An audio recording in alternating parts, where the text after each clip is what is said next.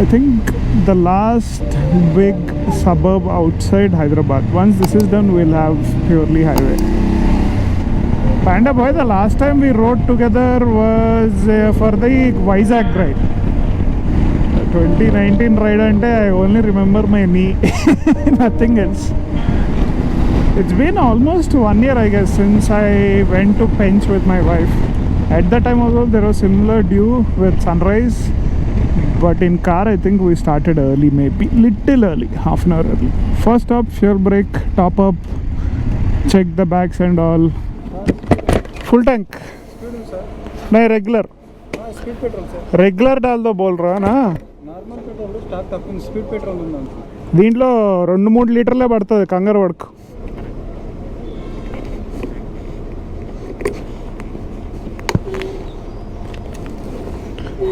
బండి తీయకపోయేటప్పటికి petrol tank lid close చేయడం కూడా మర్చిపోయా.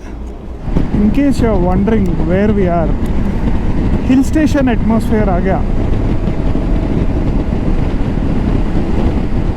The camera doesn't do justice to the amount of fog we have here, but super fog, lovely fog ma, almost Ooty level fog. Maybe 1 hour earlier even this much would not be visible because sun is just coming out, as you can see. This fog reminds me so much of how Rohtang Pass was when we first went to Leh. Hardly this much of visibility. Madness here. As usual, the second stop breakfast. First fuel and then breakfast. So body ka fuel ho gaya, bike ka fuel ho gaya. Maybe next stop another 1 hour, water break. Yeah. Enjoying the Ninja? Absolutely. Already there are so many accessories. Puke frame slider, Evotech fork protectors, Puke windscreen. How do you like the windscreen, by the way? I haven't experienced the stock one. So Oh, direct showroom lone upgrade, huh? showroom నుంచి బయటికి రాగానే because I know that I'll be doing some touring. And these bags are holding up well. My interceptor luggage system. Huh. Same one that you saw in 2019. After that I didn't ride with him. Long time ke baad. But I like the lights, how they look when you're in the mirrors. Not that great on highway. I mean, We need maybe we with need fog, extra lights. I don't even feel that there is a light. But for you to put off lights, it's gonna be tricky. You need some place. Even I can't even change the horn. That is placed so tight. There is very little gap here. It is a very tightly packed bike. It is stuck. Oh, there is that Evotech radiator guard also. We have another 6 hours of a ride or 400 kilometers.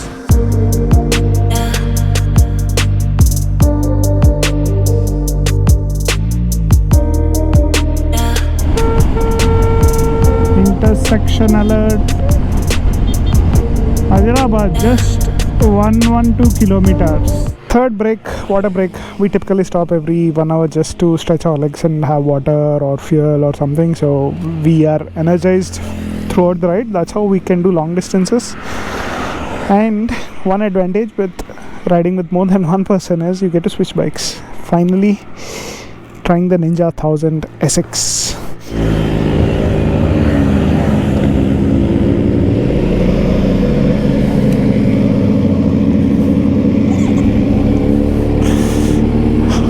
పెద్ద బెటాలియనే ఉందమ్మా.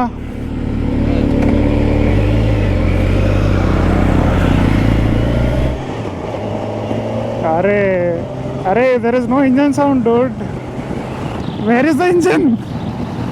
This is as quiet as an electric car, to be honest.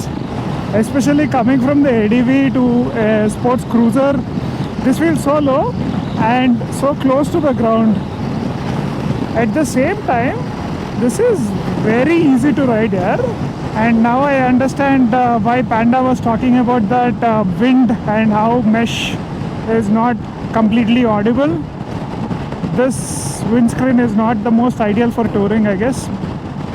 It does the job, mind you, but you still get a lot of air if you're taller than, let's say, 5'10 or 5'11.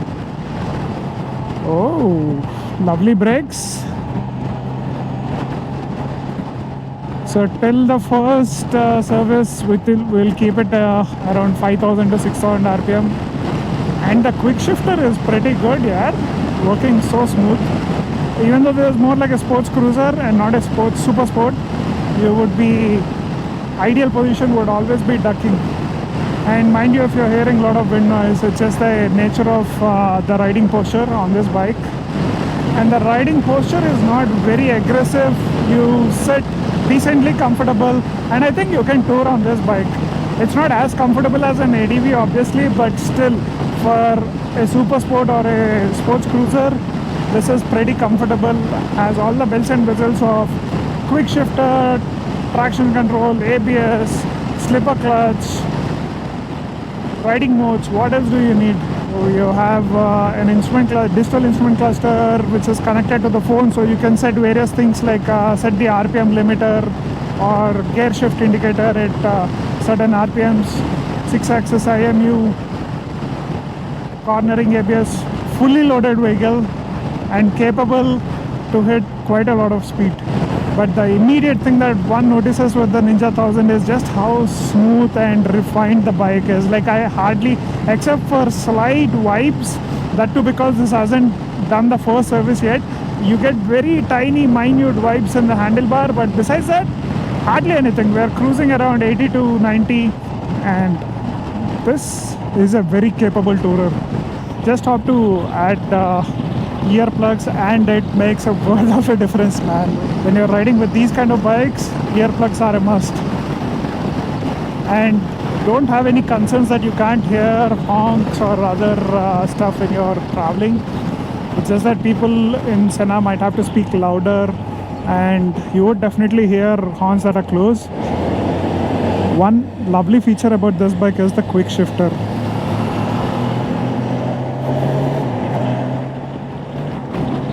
Look how the quick shifts are so quick and instant. I'm not even touching the clutch. If anyone's worried about ground clearance, don't, because unless you're traveling with pillion and lot of luggage, we haven't come across any issue with speed breakers. In the city also not an issue. If you're wondering highway pe what is the chance of us having speed breakers and all.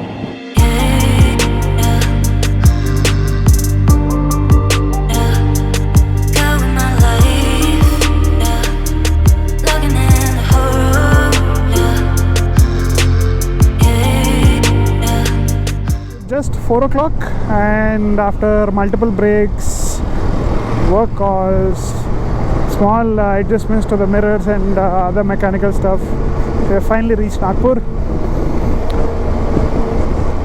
आज का agenda कुछ नहीं है. Maybe Haldiram's the biggest agenda. Maybe motorcycle accessories, bike accessories for Panda. I'll check out if there is anything for the BMW. What else? That's it, yaar. Kuch nahi hai. We're staying at the same hotel that we stayed last time, Trebo Grand Chalet. Mind the weary look. It's been almost 9 hours of 6 hours of a ride, 3-4 hours of break. But when you come to Nagpur, the one thing that you don't want to miss is the Haldiram's food, especially their thali. We already started. So you made me not to eat for at least 8 hours. I was hyping Haldiram's quite a lot. This is good. So this is not I this. had this before. So you had maybe I've come 2-3 to this years place. back. Yeah. Looks yummy here. And for vlogging, let me deep dive into this because I'm super hungry and excited. Been waiting for this for a long time. We thought the menu was done. No, that's the best part. Shiva, That's what I was. Where is the jaggery? Shiva will literally kill us for this at this moment. Sorry, ra Shiva. He said he will be in diet or something till the end of this trip. మంచి లాగేస్తున్నావు salad అయిపోయింది. వెజ్జే కదరా, ఏం లేదు. Salad, your diet is done. Paneer ప్రోటీనే, చాస్, పాపడలు ఒకదానికి ఏమవుతుందిరా. అంతే, ఇంకేం లేవు. ఈ స్వీట్, ఈ చాట్ ఎవరికి ఇస్తా? ఇది కొంచెం పెద్దదే. మమ్మీయా? ఏం చేస్తాం, తప్పదు. లైఫ్లో కొన్ని ఎంజాయ్ చేయాలంటే కొన్ని వదులుకోవాలి. We're gonna stop saying day 1, day 2, day 3 of the vlogs. I think that trend has started since earlier this year, so you won't have timely updates इतना टाइम हो गया, अभी निकल गया, ये वेदर है इतना. But will give you a distance and time update दो. So we have 255 kilometers to go and 5 hours, and we are in peak Nagpur traffic. This is the peak, by the way. So if you have to go to Raipur, that is the route. Someday we will turn east. We have traveled so much towards north that this route has become second say, even though we have to keep navigation because we are going after Sioni. We are taking an entirely different route. Flyover mama. After Sioni, which is little after Pench, we are taking a right, and from there it's another 2.5 hours. This distance we will probably cover in maybe 1.5 hour till Sioni. That should be like just highway. Best part of the trip so far is the budget so far. We might have spent not more than 2,000 rupees till our stay in Nagpur. 2,000 rupees for both of us together, including breakfast for the hotel stay. This is the entry to the forest area. The entire left area is the Pench National Park. The best part about this road is this is actually a flyover where the wildlife can cross underneath the road, right in the middle of the forest. A national highway that cares about nature and wildlife. Lovely, yaar. Good initiative. We should have more such things so we can avoid roadkills and all. If you keep walking left here, you'll go directly into a forest. No one's stopping you. And if you're lucky, you can definitely find some wild animals. But I doubt in the daytime because most of the animals are nocturnal in the sense that they are very active in the night.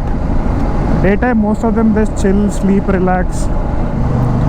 I love this ghat area. Small ghat area, but nice curves. You can easily overshoot a corner here if you are not attentive. It's kind of scary because it's a cement road and you have these speed strips. You don't know how much you want to lean. Basically, this is made for lorries, those speed strips and all, so they can slow down. We took a diversion before Sioni to enter Kanha National Park. It's almost 130 kilometers from the highway, and we've been trying to find a nice place to stop for chai, but all we find is emptiness. Like, look at that vast area. Madness. Maybe we'll just find a tree shade if we can find one and have some water and go. We do have water. It's kind of dry area, but a very scenically dry area.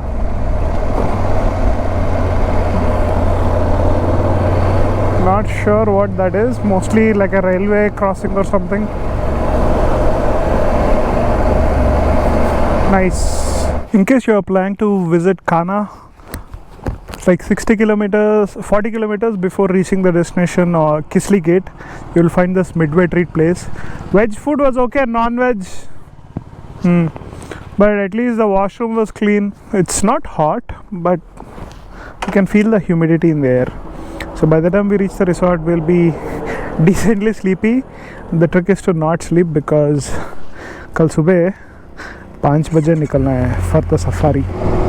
For the last 80 kilometers, it's pretty much been this way. Single lane road. Decently okay road. Occasionally there were bumps and bad patches, but on a whole, works. And me and Panda were just seeing people who are oncoming and going. If someone wears a helmet, we'll be very surprised. Like, oh wow, this guy knows helmet is important. I think we passed by 3 or 4 railway tracks. We thought we missed quite a bit of trains, and we thought we were lucky. Hopefully no more crossings, only sightings.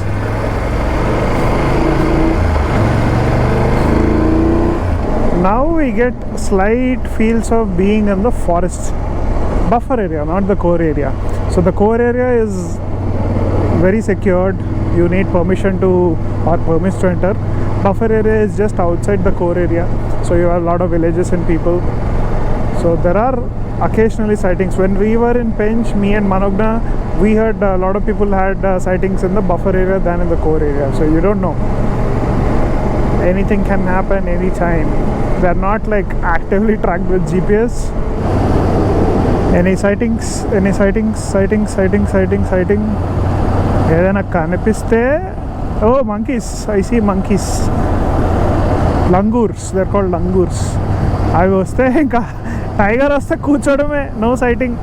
In case you are wondering if we are already taking the safari, no, you can't go by bike. First we have to head to our resort, so that's on the bike. Another 3 kilometers like this, but the forest is somewhere to that side. Expectations, that photo, real, something else.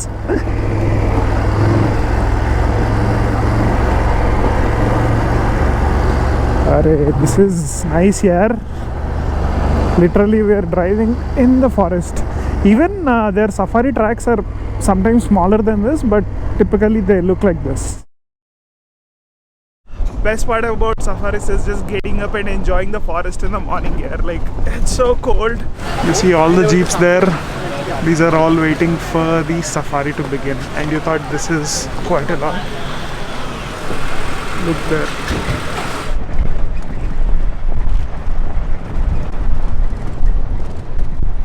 See that? That's a bear.